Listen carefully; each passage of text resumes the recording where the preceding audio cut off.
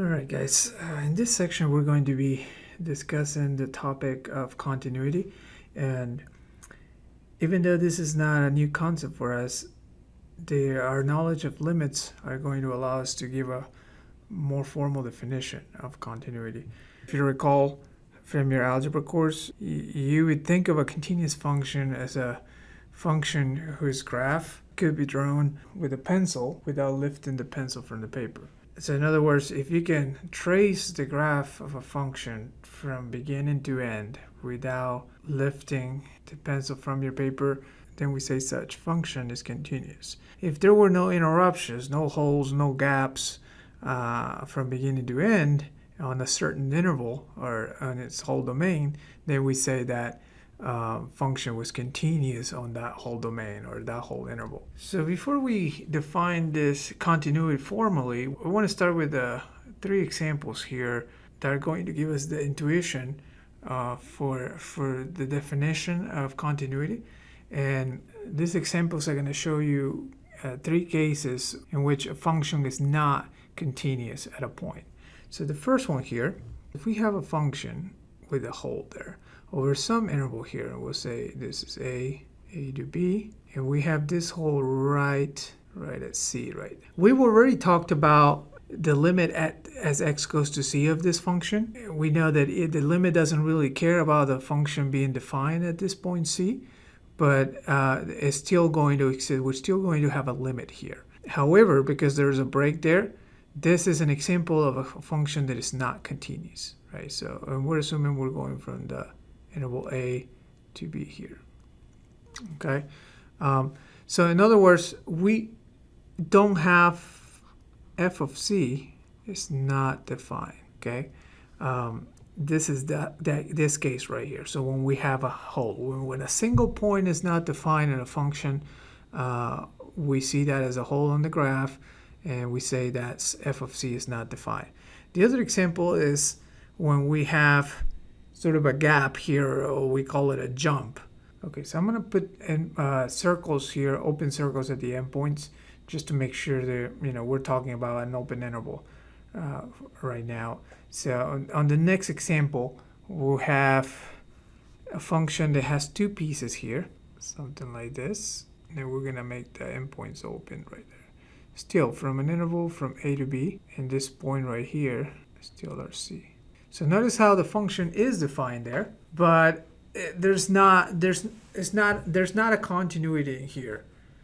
We don't have continuity here, since you see this gap right here, this jump from one place to the other. So then, I mean, if you were trying to graph this without lifting the pencil off your paper, you couldn't, right? You would have to make the jump right here. Now that we understand the concept of limit, we can say here, well, the limit of the function of x as x goes to c does not exist, right? And we know that to be true because this right here is going to a point from the left and it's going to a different point from the right. So we know that the limit is not going to exist, right?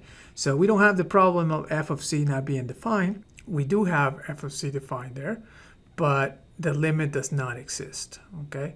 So that's the second case. And the third case is very similar to the first one. So very similar to that. And then we're going to have f of c defined somewhere else. So here in this particular case, we do have that the limit exists, as we know, right? The limit exists even if there's a hole there.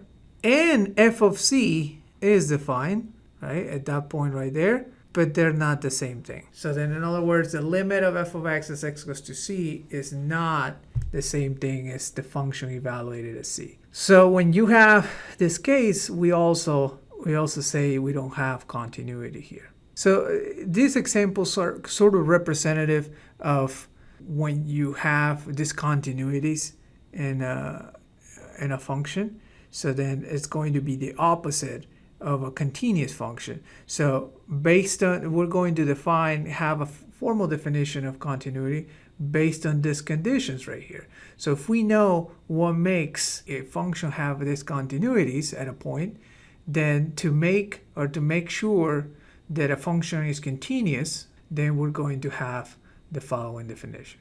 All right, so here we have it. the formal definition of continuity. So we have a continuity at one point, and then continuity in the open interval. The continuity in an open interval is going to follow from the continuity of a point, but let's just focus on the definition for 1 point, the continuity at a point. And again, it's going to have three conditions here, and the three conditions have to satisfy.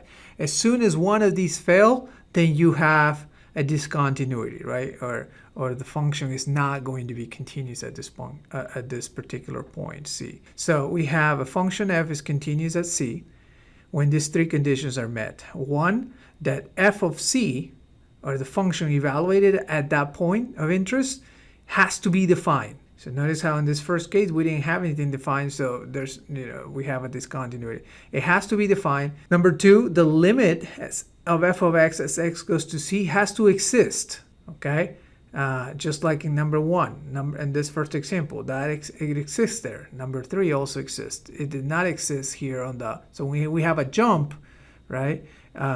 That's when you have a limit. The limit does not exist there.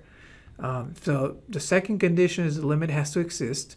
And then the third condition is basically the number 1 and 2 are equal to each other, right? So then that limit, not only we have to make sure that it exists, but we also have to make sure that that limit is actually equal to the function evaluated at that C. Now for the continuity of an interval is just a set of infinite points. So a function is continuous in an open interval if the function is continuous at each point.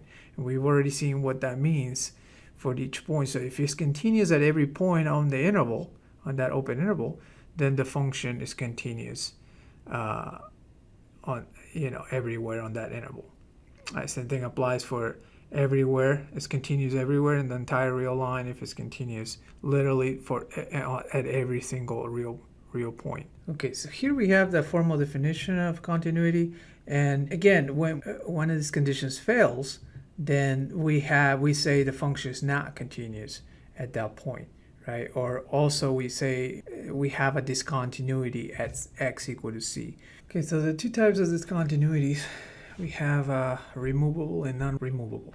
We have a removable discontinuity if we take our examples here from the top, when you are able to either define or redefine the function in such a way that you can fill in this hole to make this function continuous. So if you're able to define, in this case, if we just define f of C to be this y value here so that the f of C will fill in this hole, then this function will be continuous then. Also here in the third one, if we're able to redefine, right, f of C is already defined here, but if we redefine f of C such that that point will fill in the hole right there, then we'll have continuity from A to B on the open interval from A to B. Now, a discontinuity is non-removable when you're not able to do that. Okay, so for instance, here on the gap here that we have, there's nothing we can let f of C be. Even if we redefine it to fill in that hole, we'll still have that gap. So there's nothing we can do there to be able to put those two pieces together. Okay, another example of non-removable would be an infinite discontinuity. And you can kind of guess what that one looks like when we have vertical asymptotes and you have the function getting closer and closer to those asymptotes, right?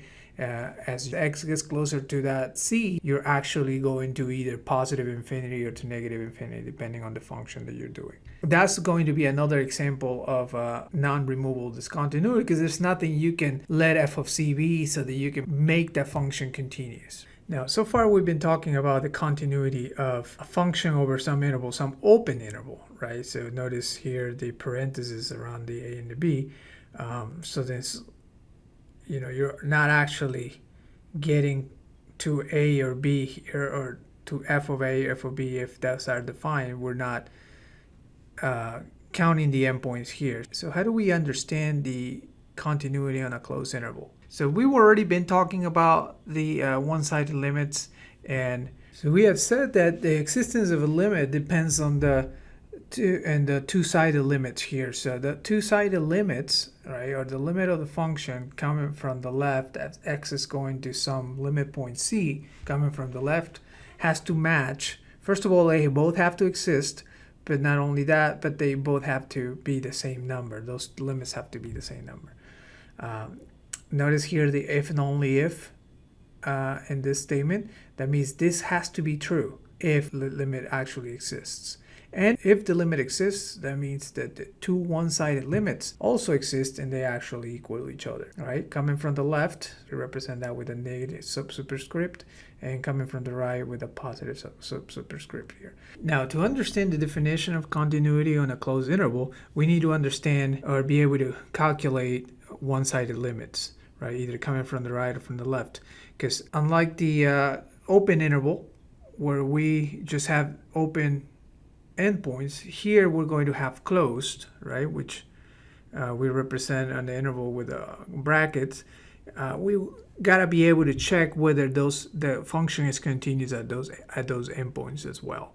So here if we read the statement, if function f is continuous in the closed interval a to b, close brackets, when f is continuous on the open interval ab, which is the normal continuity that we've been doing, every point within, right, the interval, not counting the a and the b. And on top of that, now we're going to check the two one-sided limits, right? The limit of f of x as x goes to a from the right, because remember, a is the left endpoint.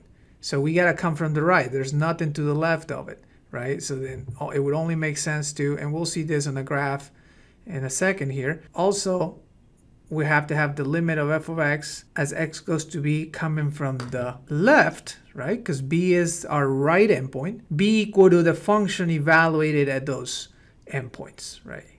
For a, f of a, and for b, f of b. So the function of f is continuous from the right at a and continuous from the left at b.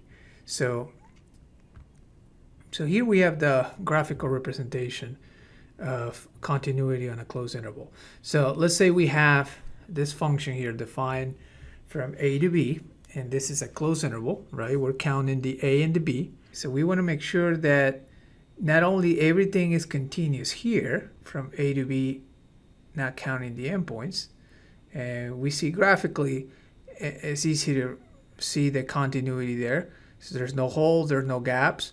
But we also need to make sure that the endpoints, right? So the limit of this f of x as you go to a from the right is actually equal to this f of a. We want to make sure that that's true. In the same way, the limit, the one-sided limit of f of x, the same function, but now as x goes to b from the left is equal to f of b. Okay, so if that's true, along with everything else in the middle, if it's continuous every point within a and b, that interval, then we have continuity on the closed interval. Pretty straightforward. So this is one way where we get to use the one-sided limits by checking those one-sided limits on the endpoints here of a closed interval. Okay, so now that we know the definition of continuity, we can apply some properties that are just going to follow from the definition, and they're pretty straightforward.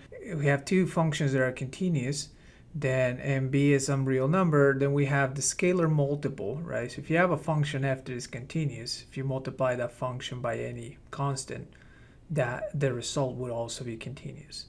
So we have some nice properties, some nice results from continuous functions, and make sure you guys understand this concept of continuity, being able to identify whether a function is continuous at a point or not.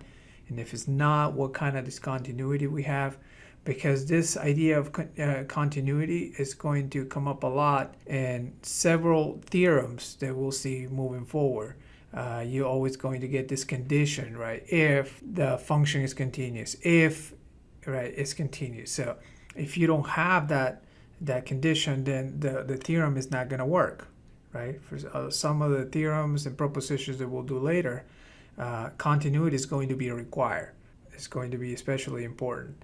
Here, again, some nice properties. The product of two continuous functions is also continuous. The quotient also of two continuous functions is also continuous, as long as, of course, the denominator is not zero. there.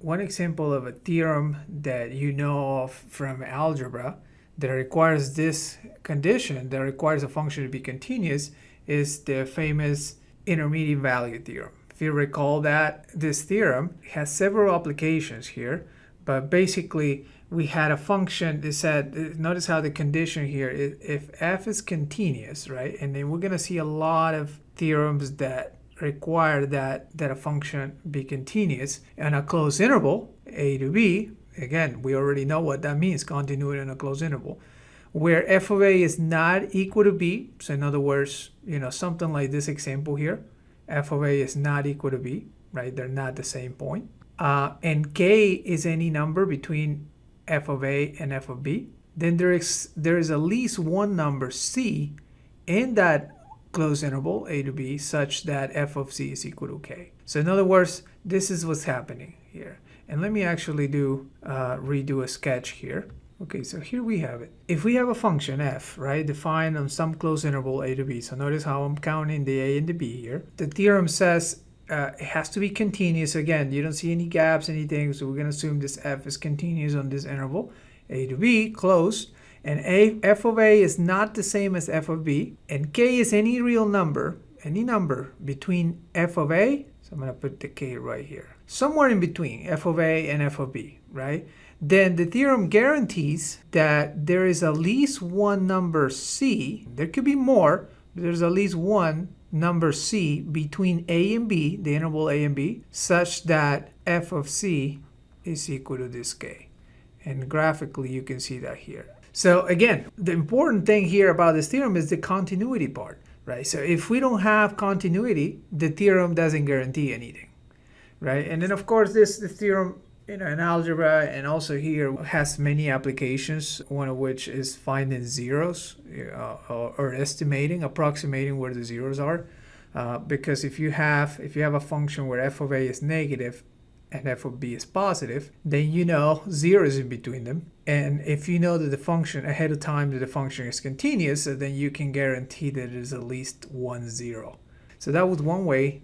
And then there's many other applications for the intermediate value theorem. I just wanted to show you one theorem that you've seen before, that you're familiar with, where it uses this word continuous. And again, before we used to have this intuitive idea of continuity, but now we have a formal definition of what continuity at a point and on an open interval is.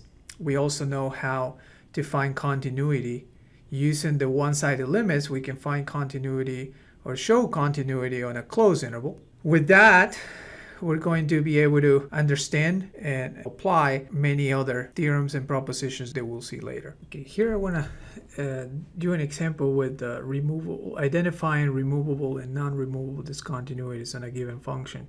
So say we have this function, rational function, x plus 2 over x squared minus 3x minus 10. Now you should be able to graph something like this, but we're going to just try to do this algebraically, and then always keep in mind your algebra here to be able to identify where we have discontinuities here in this function. Okay, so here we have the function factor, top and bottom, and notice how the common factor goes away here, x plus 2.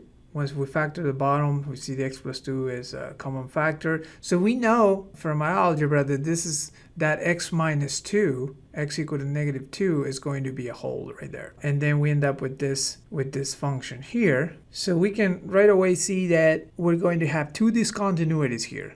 One is at negative 2, because the function is not defined there, and also at 5, positive 5, right? Now, if you can already see, this 5 is actually going to give us a vertical asymptote. Our first discontinuity here is x equal to negative 2, and we have a discontinuity here. I mean, again, we know this from algebra that we have a hole there, so we know there's the function is not continuous there. But how do we show that with the definition? We have a discontinuity there since the function is not defined there. So that first, if we go back to our definition of continuity, that first criteria fails here. The function is not defined at f of c, in this case negative 2, so therefore we have a discontinuity there. we don't even need to check the other two. If one of the three criteria fails, that's enough to show discontinuity. Okay, so for our second point, our second discontinuity is at x equal to 5. And we know it's a discontinuity because the limit of the function as x goes to 5 does not exist. So here we have roughly the sketch of the graph of this function. So we have a vertical asymptote at 5, and then we have a hole at -2. So notice here that looking at a graph, you can clearly see the discontinuities here. You see the hole at -2, and we know that this is a discontinuity because the limit is defined there, but the function is not. Or the limit exists there, but the function is not defined at that point. And for the second discontinuity at 5, we have a vertical asymptote there. The limit doesn't exist.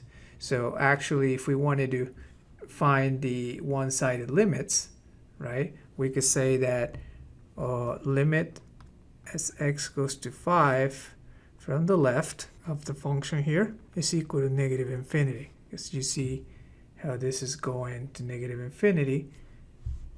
And the limit as x goes to 5 from the right of the same function is +infinity. Now, it's not just because they don't match, but it's because they're going to infinity. Infinity is not a real number, so then therefore this limit does not exist. So if we wanted to classify these discontinuities, the first one would be removable and the second would be non-removable. So again, why is it removable? Because I can define or redefine this function so that f of -2 is defined at that hole, and that would make this part continuous, right?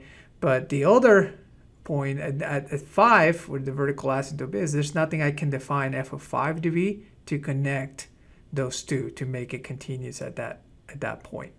So then that's what we call removable. It's actually also called infinite discontinuity, but we're only going to classify them as removable or not removable for our purposes. Now notice here what actually in the definition, what actually makes it removable. It's called removable because literally are removing one point out of the function. When you have that, you can have removable. If you don't, then everything, all the other discontinuities are going to be non-removable, right? You can define or redefine the function in a way that to make it continuous. So we're going to be looking at more examples identifying discontinuities and using the continuity definition to make sure that we can identify these discontinuities formally and also classify.